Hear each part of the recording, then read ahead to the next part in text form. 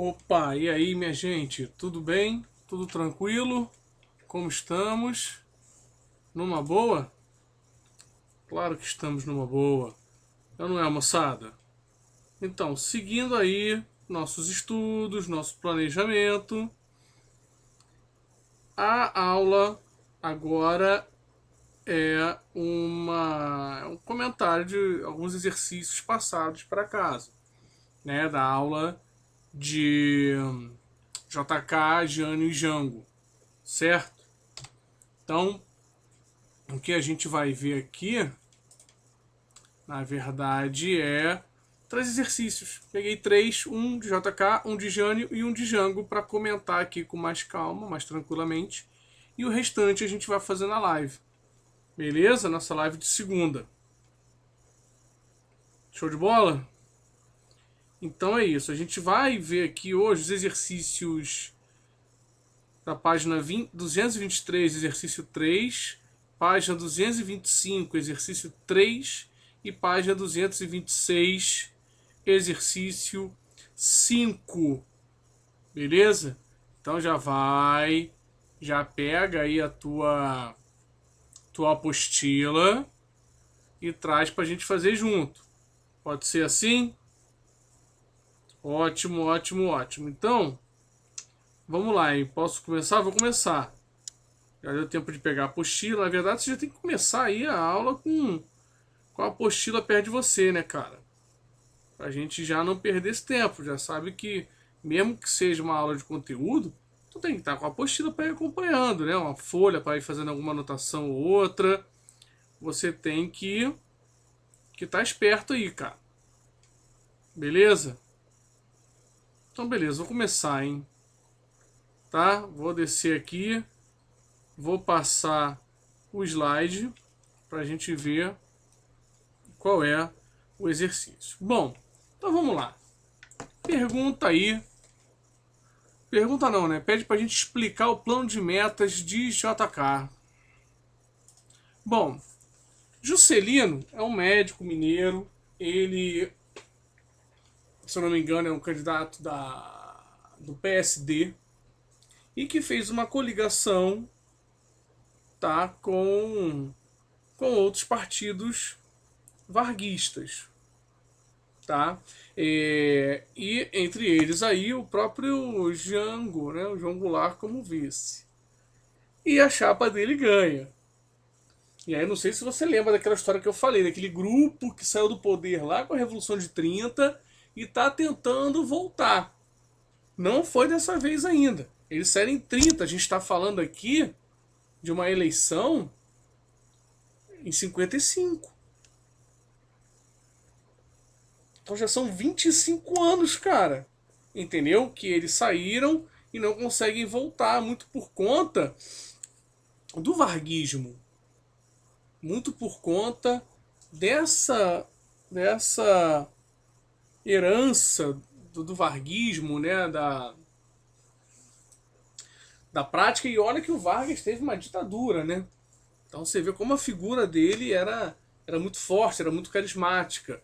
Que mesmo com uma ditadura ainda tinha as coisas aí muito atreladas também às conquistas dos trabalhadores, né? Que eram colocadas como uma coisa, uma concessão, né? A gente já falou também disso várias vezes quando a gente fala de conceito de populismo, né? Do líder carismático que submete aí a população ao seu governo e que coloca tudo como uma concessão do seu governo, né? O Vargas não é diferente também, né?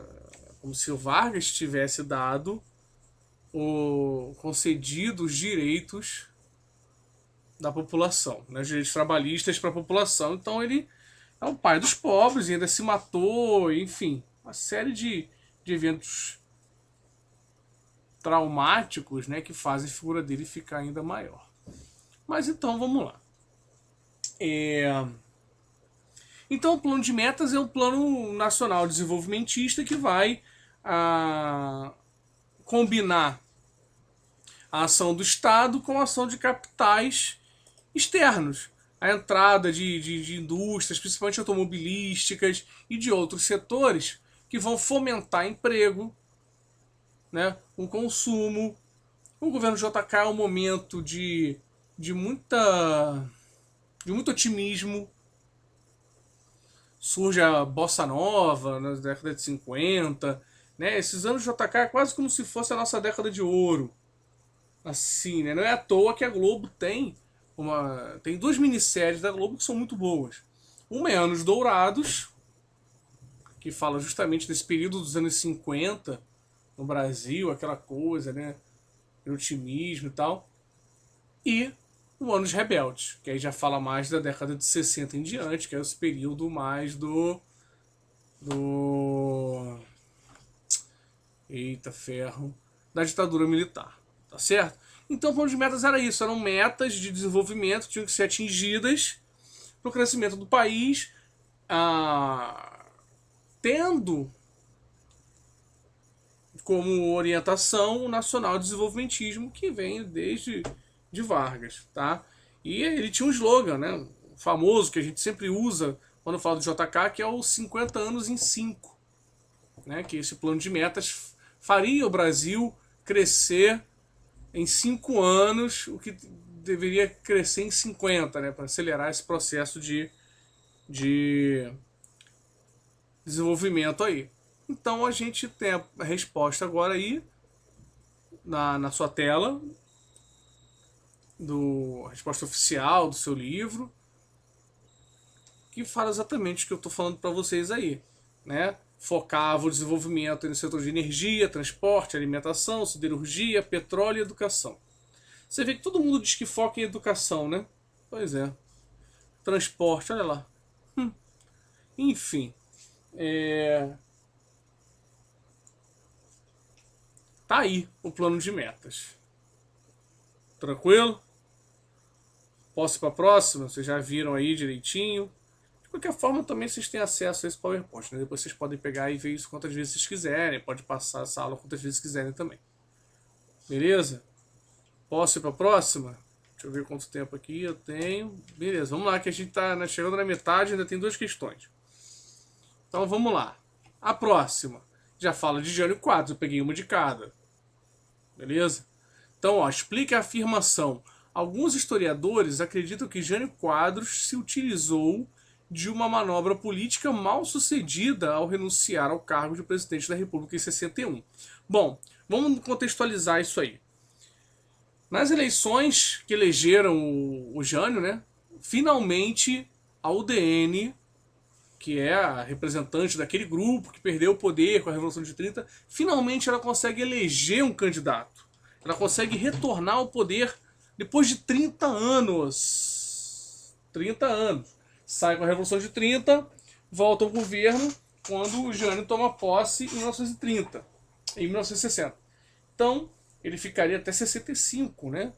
Não, até 60, 61, 2, 3, 4, por aí. 65. E ele chega lá, pô, o pessoal falou, beleza, é agora, finalmente, temos de volta o poder que a gente perdeu e coisa e tal. Só que o governo dele foi muito confuso, cara. Ele ficou ali, ele era um cara que era muito personalista, então as coisas tinham que passar por ele. Ele tinha uma campanha, né, do Varre, Varre, Vassourinha. Se você procurar aí no YouTube, você vai achar a música do Varre, Varre, Varre, Vassourinha. Que era para a ideia de varrer a corrupção para fora do país. E aí ele fazia discursos com a vassoura no palanque. Né? E na hora de governar também ele ficava, né, tentando moralizar o tamanho de biquínis na praia. Veja só isso. Né? Tinha fiscais que mediam o tamanho para as mulheres, não mostrar as pernas. Tentou moralizar também algumas coisas muito populares, como a rinha, né, de briga de galo. É uma coisa que eu até comentei na aula. Era uma coisa muito famosa, muito, muito popular. Eu cheguei aí a uma rinha de galo. Veja, olha só que absurdo. Eu era moleque mesmo. Eu ia passar férias na casa de um primo meu. lá em Campo Grande. E, enfim, e aí é outro contexto, outra época, mas o avô dele chegou a criar gados de briga. E eu nunca cheguei a ver, não, mas na casa dele tinha lá estrutura que já estava desativada, mas tinha estrutura. E eu cheguei aí uma vez, mas uma vez só, né? Nunca frequentei sozinho, depois cresci e não gostei, mas foi uma vez que eu fui. Enfim, é horrível. Mas era uma coisa muito popular, né? E aí você tentar combater uma coisa muito popular, mesmo que nesse caso, né? Pô, briga de galo até, beleza, né? Acabar com isso, que realmente é uma maldade com os bichinhos. Mas é muito popular. E o pessoal não curtiu muito. E, e ainda com corridas de cavalo, enfim, cara. Ele tentou moralizar, fez um monte de coisa.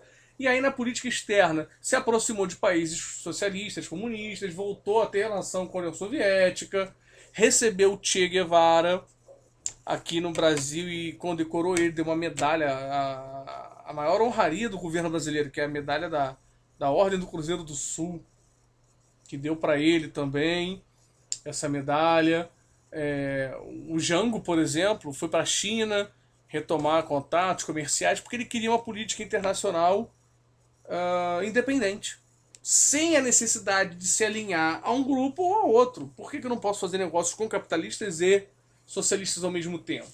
Então essa coisa dele se aproximar, né, desse grupo socialista num contexto de Guerra Fria, e ser muito confuso e não determinar, não passar segurança para o seu partido que ficou 30 anos esperando, faz com que ele comece a ficar muito isolado no governo. Então já fica difícil de governar, o pessoal para votar as coisas que ele precisava começa a demorar e tal. E aí ele resolve fazer o seguinte: quer saber, eu tô fraco aqui, então eu vou renunciar. Eles não vão deixar eu renunciar, porque se eu renunciar, assume o Jango, que é muito mais ligado ao varguismo e é do grupo oposto ao nosso, no poder. E aí eles não vão querer, porque não vão querer dar poder a ele de novo. E vão pedir para eu ficar, e aí eu vou ficar fortalecido.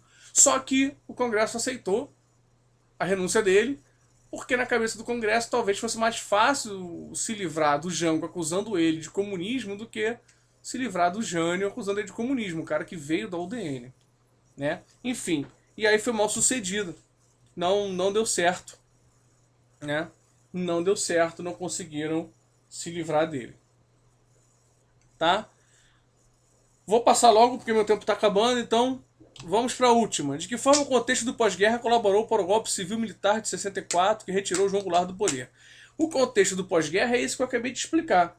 Tá? Um mundo de Guerra Fria, né? E aí o Jango já vem daquele do governo Vargas, em que ele concedeu 100% de aumento aos trabalhadores. Ele era muito ligado a sindicatos, a camadas populares. Ele estava na China quando o Jânio renunciou, por mais que ele estivesse a trabalho, ele era vice-presidente. Né? Já expliquei para vocês também na aula que nessa época o presidente e o vice eram escolhidos separadamente. Você votava para presidente e votava também para vice-presidente. Por isso que tem essa coisa de o presidente de um partido, o vice de outro. E o fato dele acabar voltando e tomando atitudes de reformas, né, de base, e inflando a sociedade, inflando por essas reformas, e essa aproximação dele com essas camadas mais populares acaba alertando os Estados Unidos, que ficam muito preocupados com essa vertente dele e ajudam a realizar o golpe militar aqui no Brasil, tá? Como ajudam vários outros golpes na América Latina para garantir a permanência do capitalismo aqui. Não importava o custo disso, tá? Dane-se a população daqui da América. O que importa para eles é manter o capitalismo aqui. Tá tranquilo? Então a resposta tá aí. Beleza? Então é isso, galera. Deixa eu me despedir porque tá estourando meu tempo. E um abraço para vocês. A gente se vê, vão fazendo os exercícios aí, vão acompanhando as lives, vendo as aulas, que tomara que em breve a gente se encontre, né? Vamos lá. Falta menos do que faltava. Então vamos lá. Falou? Um abraço, muito obrigado por você estar me assistindo aí. E tchau, tchau pra vocês.